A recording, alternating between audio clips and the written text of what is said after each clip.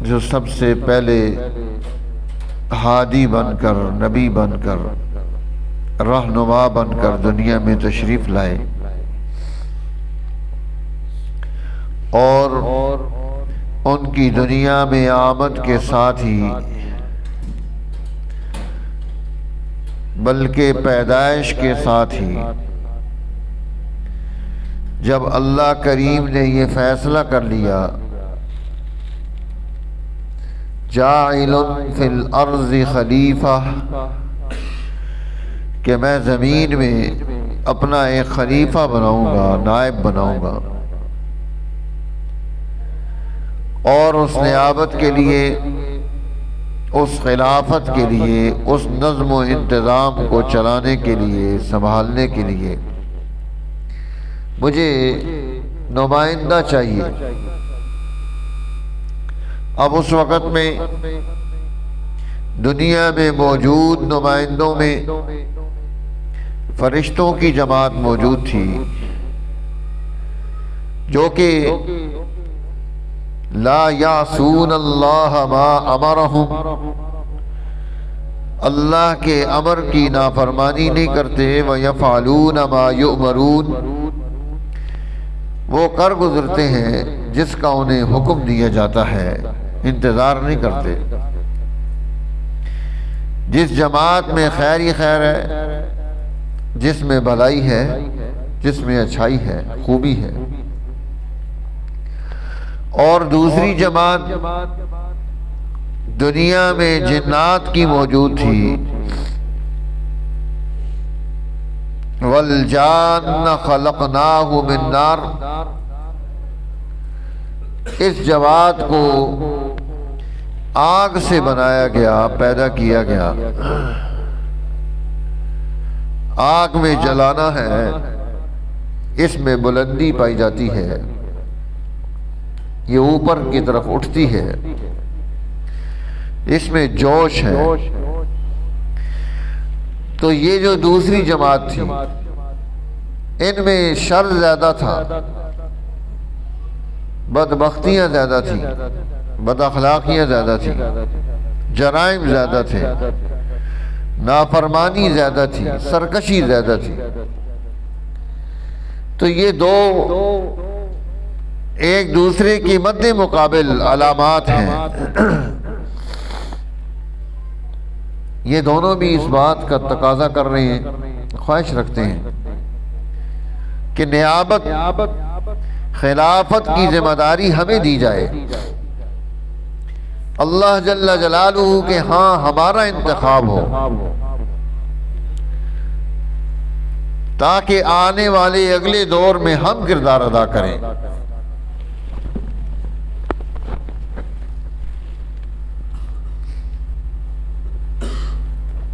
اللہ جل جلالہ عالم الغیب والشہادہ، چھپے اور ظاہر کا جاننے والا ہے،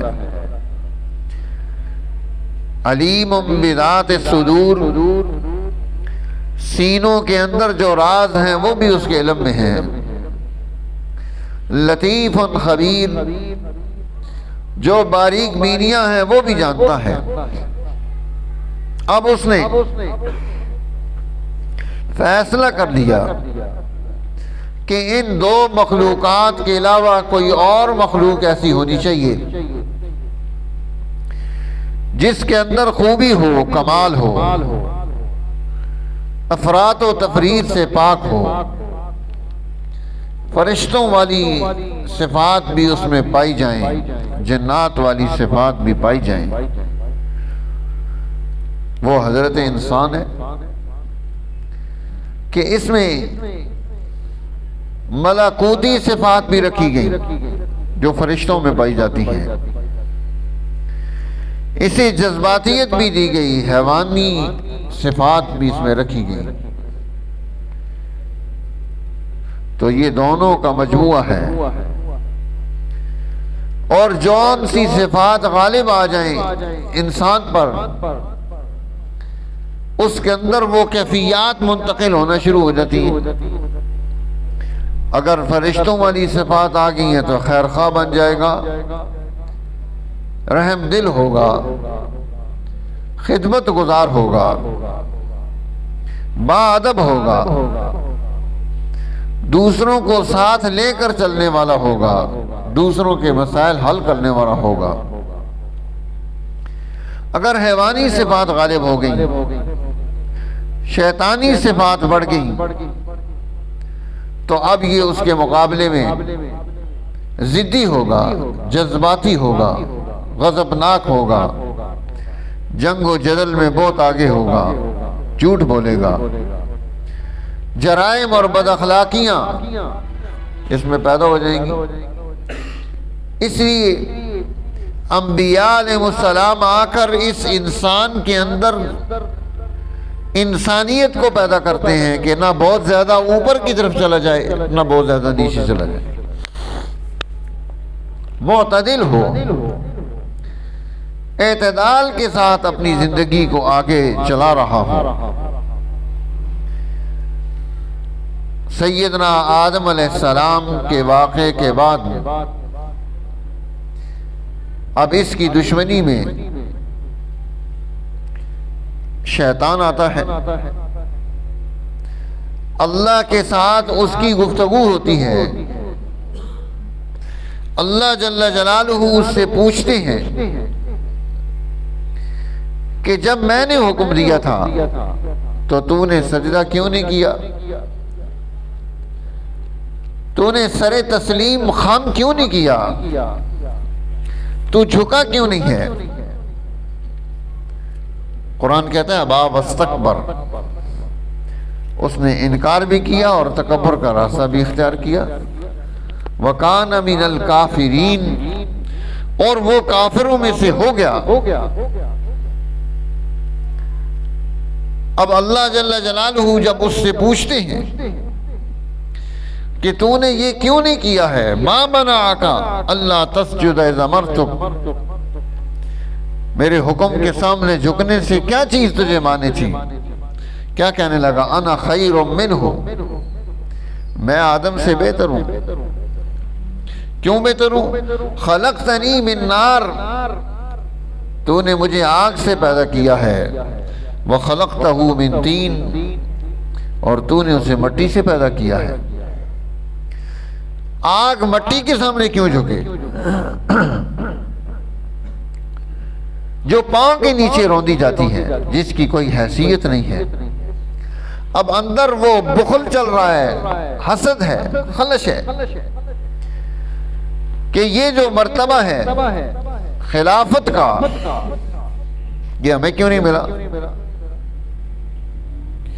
یہ پریشانی فرشتوں نے بھی لی، لیکن جب اللہ نے فرشتوں کے سامنے بات واضح کی تو انہیں سمجھ آ گئی۔ وہ فوراً کہنے لگے سبحانک لا علم لنا الا ما علمتنا، سبحانک، تیری ذات پاک ہے، ہمیں علم نہیں ہے، ہاں ما علمتنا، جو علم تو نے ہمیں دے دیا ہے وہ ہمارے پاس ہے، باقی علم نہیں۔ وہ جھک گئے، فسجدوا، اللہ کے امر کے سامنے جھک گئے، سب نے سجدہ کر دیا، سب نے آدم علیہ السلام کے سامنے اپنی زمین کو رکھ دیا، سب نے ان کی حیثیت کو تسلیم کر لیا، الا ابلیس، ابلیس نے نہیں کیا۔ اب جب اللہ جل جلالہ نے ابلیس کو یہ بات کہی فَاهْبِطْ مِنْهَا، یہاں سے نکل جا، فَمَا يَكُونُ لَكَ أَن تَتَكَبَّرَ فِيهَا، تیرے لائق نہیں تھا کہ تو یہ تکبر کا راستہ اختیار کرتا، تو نے غلط کیا ہے۔ فَخْرُجْ إِنَّكَ مِنَ الصَّاغِرِينَ، اتر جا، ذلیل ہو کر یہاں سے چلا جا۔ اب وہ وہاں سے نکل رہا ہے، نکلتے ہوئے اس نے کیا کہا؟ انذرنی الی یوم یبعثون، جس دن تو قیامت قائم کرے گا اس وقت تک مجھے مہلت چاہیے۔ قیامت کے قیام تک مہلت چاہیے. بھئی اتنی لمبی مہلت؟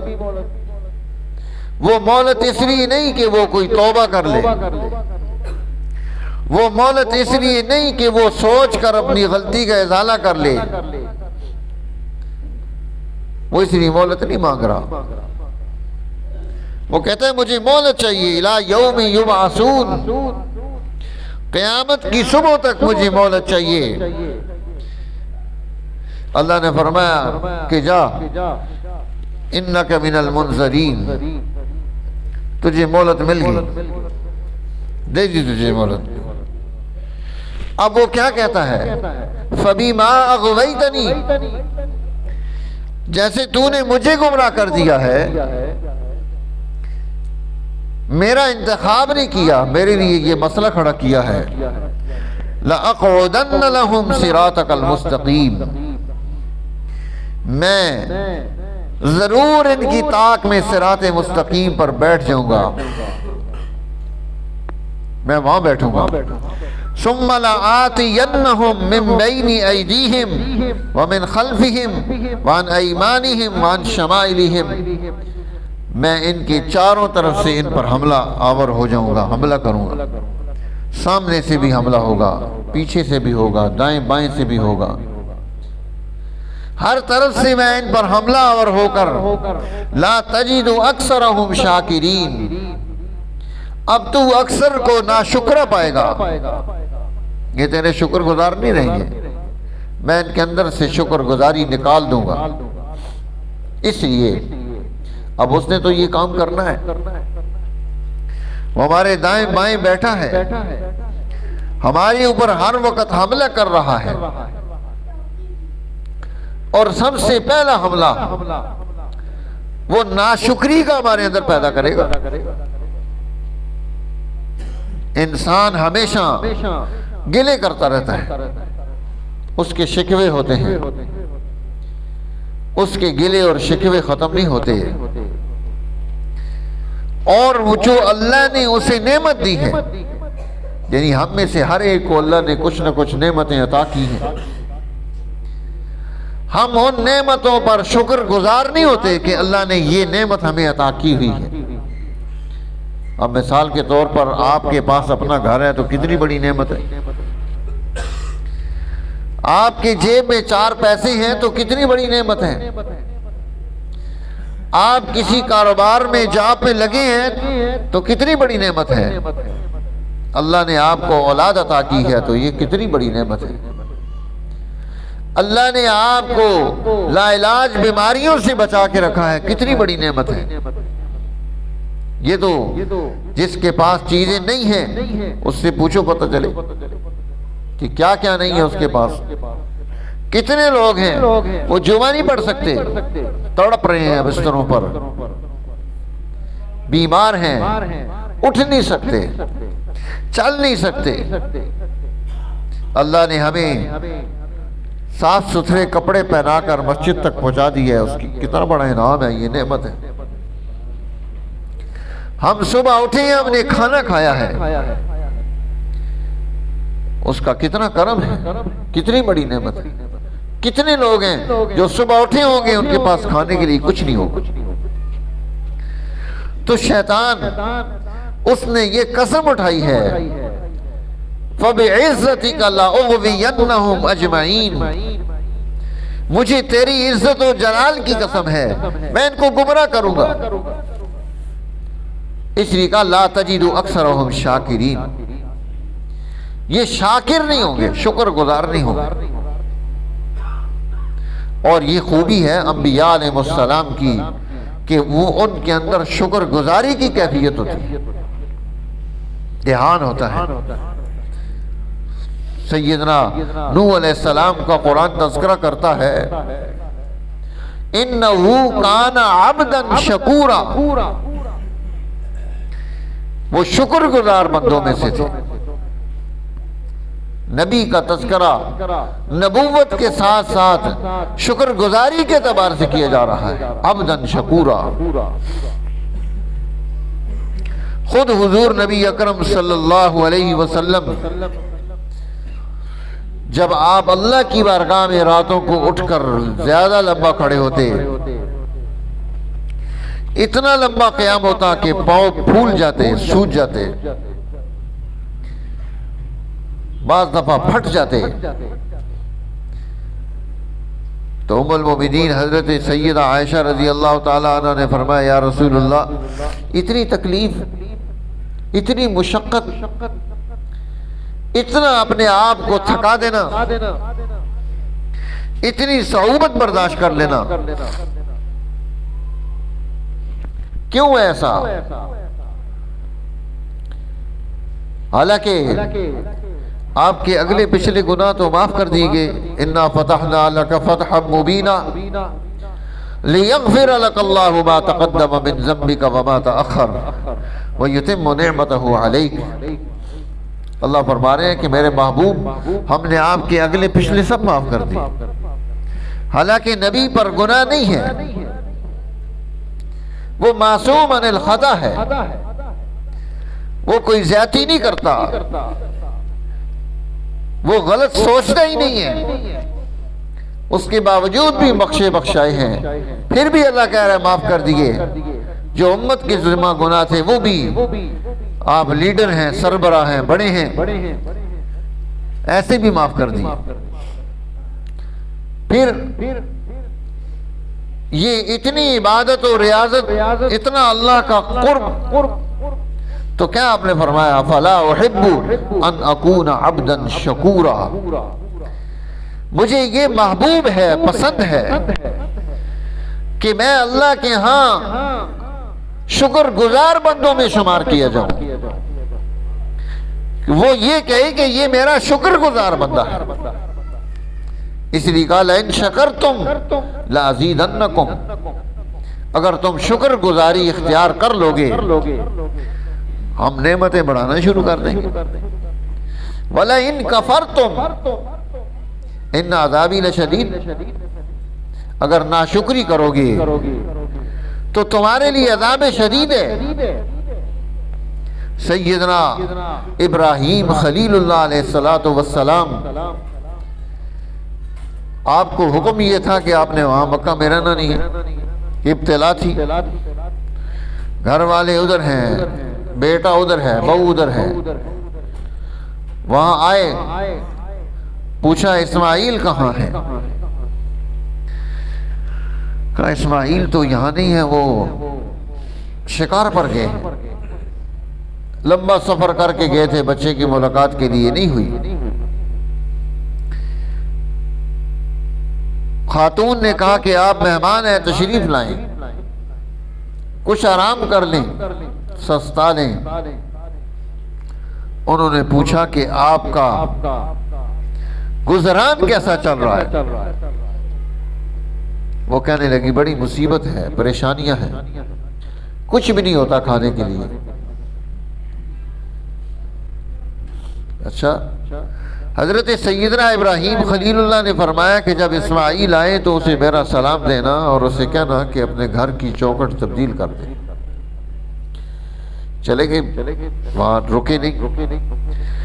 حضرت سیدنا اسماعیل جب واپس آئے تو انہوں نے محسوس کیا آثار کو کہ یہاں کوئی مہمان آیا ہے، اور تفصیل پوچھی۔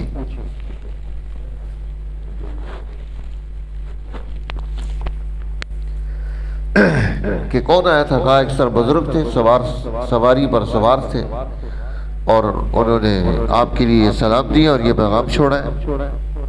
کیا پیغام ہے؟ کہ آپ اپنے گھر کی چوکھٹ تبدیل کر دیں۔ تو حضرت سیدنا اسماعیل فرمانے لگے کہ گھر کی چوکھٹ تو تو ہے، تو عورت ہے، میری بیوی ہے، تو میرے گھر کی چوکھٹ ہے، حکم نبی ہے، تبدیل کر دیا۔ کچھ عرصے بعد پھر اسی طرح تشریف آوری ہوئی،